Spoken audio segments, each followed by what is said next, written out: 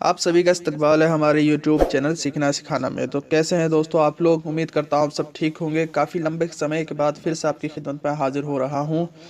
تو آج کی ویڈیو میں ہم ہند آریائی کی مختصر تاریخ سے متعلق اہم معلومات جانیں گے۔ تو بنے رہیے گا ویڈیو کا آخر تک۔ چلیے شروع کرتے ہیں۔ تو ہند آریائی کی مختصر تاریخ جاننے سے پہلے زبان کو سمجھ لیتے ہیں۔ زبان کیا ہے؟ زبان کے ذریعے انسان اپنے خیالات، احساسات اور تاثرات کا اظہار بآسانی اور واضح طور پر کر سکتا ہے۔ یعنی زبان کا کام یہ ہے کہ وہ الفاظ اور فکروں کے ذریعے انسانی خیالات، ان خیالات کے مفہوم، دلائل اور ان خیالات کی ترجمانی کرے۔ ترجمانی میں محض الفاظ یا فکرے ہی نہیں بلکہ اس میں جسمانی حرکات و اشارات بھی شامل ہے۔ بقول ڈاکٹر محی الدین قادری زور، انہوں نے بہت اچھی زبان کی تعریف بیان کی ہے۔ زبان انسانی خیالات و احساسات کی پیدا کی ہوئی ان تمام عضو اور جسمانی حرکتوں اور اشاروں کا نام ہے جن میں زیادہ تر قوت گویائی شامل ہے، جس کو ایک دوسرا انسان سمجھ سکتا ہے اور جس وقت چاہے اپنے ارادے سے دہرا سکتا ہے۔ یہ تو ہو گئی زبان کی تعریف۔ اب اگلا جو ہے ہمارا پوائنٹ وہ ہے ہم رشتہ زبانیں۔ یہ ہم رشتہ زبانیں کیا ہے؟ وہ زبانیں جن میں لسانیاتی مطلب لسان مانے زبان ہوتا ہے، وہ زبانیں جن میں لسانیاتی بنیادوں پر مماثلت یعنی ایکسانیت رکھتی ہو۔ اگلا پوائنٹ ہے لسانی خاندان۔ لسانی خاندان کسے کہتے ہیں؟ لسانی خاندان وہ ہے ہم رشتہ زبانوں کے گروہ کو، یعنی کہ جو زبان آپس میں ایکسانیت رکھتی ہے ان کے گروپ کو لسانی خاندان کہا جاتا ہے۔ ماہر لسانیات ونفرڈ پی لہمن نے دنیا میں بولی جانے والی تمام زبانوں کو 7 لسانی خاندان میں تقسیم کیا ہے۔ اب وہ 7 لسانی خاندان کیا ہے دیکھیے۔ 7 لسانی خاندان، پہلا ہے التائی یعنی کہ التائک، فینو-ایگرک، چینی تبتی، سائنو تائبتن اور دراوڑی یعنی ڈراویڈین۔ اس کے بعد ہے افریقی ایشیائی، ایفرو ایشیاٹک۔ چھٹا ہمارا آسٹرو ایشیائی یعنی آسٹرو ایشیاٹک، اور ساتواں ہے ہند یورپی، انڈو یوروپین۔ تو ہمیں جو اس 7 خاندان میں جو ہمیں فوکس کرنا ہے وہ ہے ہند یورپی، انڈو یورپین، اسے ہمیں پڑھنا ہے، ٹھیک ہے۔ 7واں خاندان جو ہند یورپی، یہ ہمارے لیے ضروری ہے۔ اس کے بعد ہم دیکھتے ہیں ہند یورپی۔ ہند یورپی خاندان السنہ کی 11 شاخیں ہیں، یعنی کہ جو ہند یورپی میں جو زبانیں شامل ہیں وہ 11 شاخیں ہیں ان میں۔ ہند یورپی خاندان السنہ کی 11 شاخیں ہیں۔ اب وہ کون کون سے شاخیں آپ دیکھ لیجئے۔ پہلا ہے کیلٹک، دوسرا ہے لاطینی، تیسرا ہے یونانی، چوتھا ہے جرمینک، پانچواں ہے البانیائی، چھٹا ہے بالٹک، ساتواں ہے سلاوی، آٹھواں ہے ہتائی یا اناتولین، اور نواں ہے آرمینیائی، 10واں ہے ہند ایرانی، اور اس سے بنا ہے ہند آریائی، اور جو 11ویں شاخ ہے وہ ہے تخاری۔ تو ہمیں جو پڑھنا ہے وہ پڑھنا ہے ہمیں ہند ایرانی، جس سے بنا ہے ہند آریائی۔ تو یہ ہمارا یہاں سے اب شروع ہوتا ہے ہند آریائی کی مختصر تاریخ۔ تو ہمارا یہ مقصد بتانے کا یہ تھا کہ آپ سمجھ لیں کہ ہند آریائی کہاں سے، کیسے اور کس خاندان میں شامل ہے۔ تو ہمارا جو پوائنٹ ہے وہ ہے ہند آریائی کی مختصر تاریخ۔ تو چلیے اب اسے شروع کرتے ہیں۔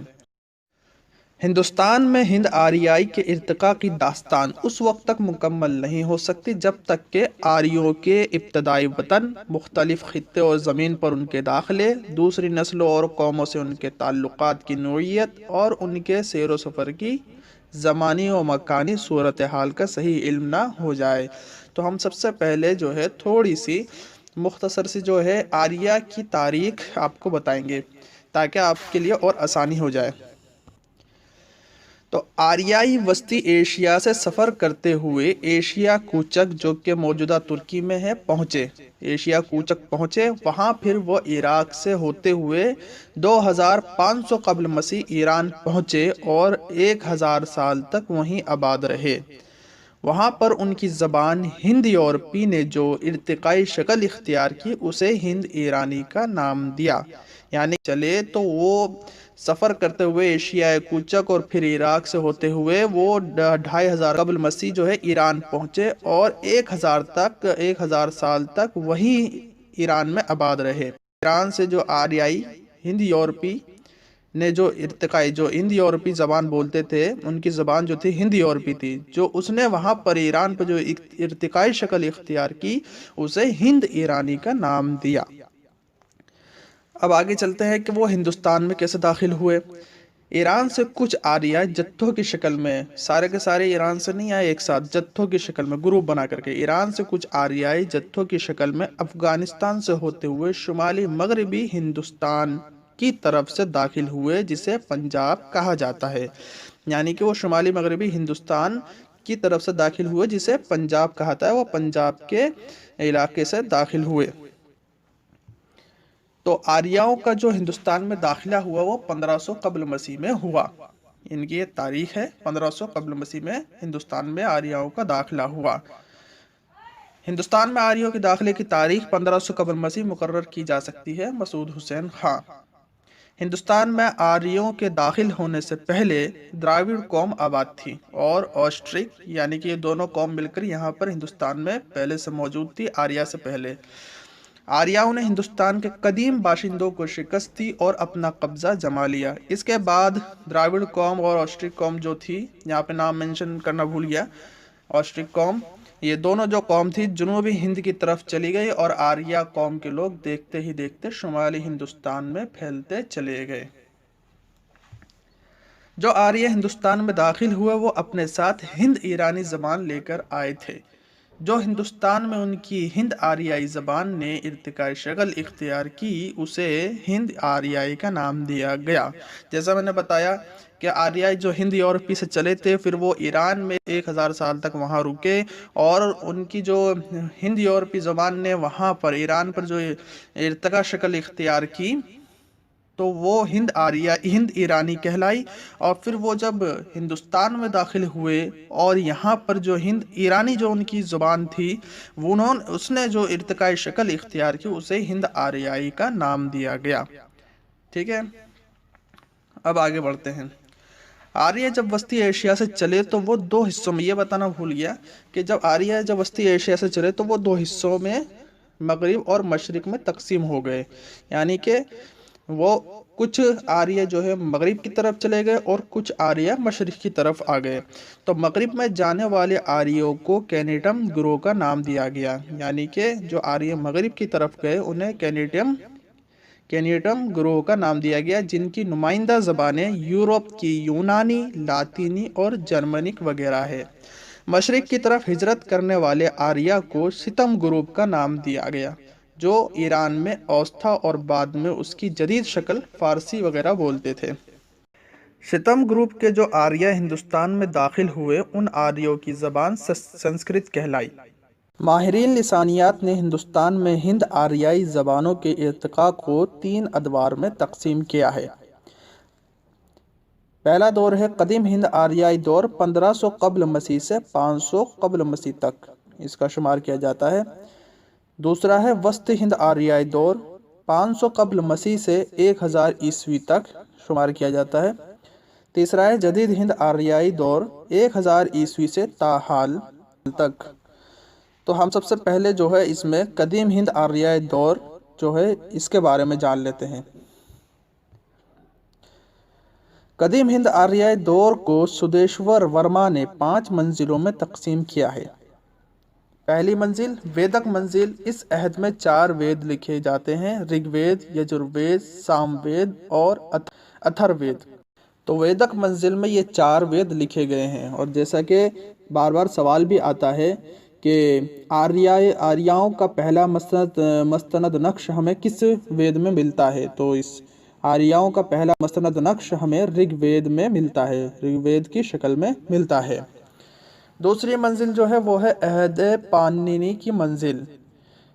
اس عہد میں پاننی کی اشٹ ادھیائے اور پاتنجلی کی مہا بھاشے لکھی جاتی ہے۔ इस तरह इस दौर में संस्कृत आलिमों की ज़बान बन जाती है। यानी पाणिनि एक आलिम है जो देखता है कि उनकी ज़बान जो संस्कृत जो है वो बिगड़ रही है, तो वो पाणिनि जो है वो पाणिनि अष्ट अध्याय लिख करके संस्कृत को अपनी ज़बान यानी कि ख़ास तबके की ज़बान बना लेता है और आवाम से वो छिन जाती है, दूर हो जाती है ज़बान। तो ये अहद पाणिनि की मंजिल। तीसरा जो है रिज़मिया मंजिल, इसे अदबी मंजिल भी कहा जाता है। इसमें महाभारत लिखी गई। चौथी मंजिल है दुनियावी मंजिल। इस दौर में संस्कृत सरकारी ज़बान बन जाती है और इसका ताल्लुक़ मज़हब से मुनक़ता हो जाता है। पांचवी मंजिल जो है टकसाली मंजिल। इस अहद में संस्कृत कवायद नवेसों की पाबंद होकर खुद को महदूद कर लेती है। शुद्धि के चक्कर में फंसकर वो आवाम से दूर हो जाती है। इसके पहलू ब पहलू अवामी बोलियां परवान चढ़ने लगती है। तो यहाँ पर जो है संस्कृत का आवाम से नाता टूट जाता है और जो अवामी बोलियां जो होती है वो परवान चढ़ने लगती है। संस्कृत अपने इस मरहले यानी ये कदीम हिंद आर्याई के दौर में 3 मुख्तलिफ मायारों की बताई जाती रही है। यानी कि जब संस्कृत जो आवाम से दूर हो जाती है तो यहाँ पे 3 तरह की इलाकाई ज़बानें वजूद में आ जाती हैं। एक है अदीचा या मायारी संस्कृत, जो हिंदुस्तान के शुमाल और शुमाली मगरबी हिस्से में बोली जाती थी। यानी पंजाब के मुल्हिक इलाकों में बोली जाने वाली संस्कृत सबसे मायारी समझी जाती है। उसके बाद है मध्य देश या वस्ती मायारी कहलाती है। इसमें अम्बाला से लेकर इलाहाबाद तक का इलाका शामिल था। यहाँ के लोगों की संस्कृत नीम मायारी करार दी गई थी। उसके बाद तीसरी जो है वो है प्राचिया गैर मायारी। मशरकी हिंदुस्तान की ज़बान, इसमें यूपी बिहार के इलाके शामिल थे। प्रोफेसर ज्ञानचंद जैन ने कदीम हिंद आर्याई दौर को 2 अदवार में तकसीम किया है। पहला है वेदक संस्कृत, दूसरा है क्लासिकल संस्कृत। तो आपने सुना कि संस्कृत का किस तरीके से ख़ात्मा हो जाता है। जो संस्कृत ज़बान थी वो आर्यों की ज़बान थी, लेकिन जब वो आवाम से जो खुलत मिलत हो जाती है तो उसमें बिगाड़ पैदा हो जाता है। ज़ुबान में तलफ़्फ़ुज़ जो है उस संस्कृत की जो है बिगड़ जाती है। तो पाणिनि जो उस वक्त का आलिम था, जो है अष्ट अध्याय उसकी तसनीफ़ है, अष्ट अध्याय लिखता है और उस दौर में जो है संस्कृत आलिमों की ज़ुबान बन जाती है। जब संस्कृत अदबी शक्ल इख्तियार करती है, यानी कि जब संस्कृत अदबी हो जाती है तो कवायद नवेसों की पाबंद होकर ख़ुद को महसूर कर लेती है। यानी कि संस्कृत जो है कवायद नवेसों की पाबंद होकर उसमें जकड़ जाती है, शुद्धि के चक्कर में फंसकर आवाम से दूर हो जाती है।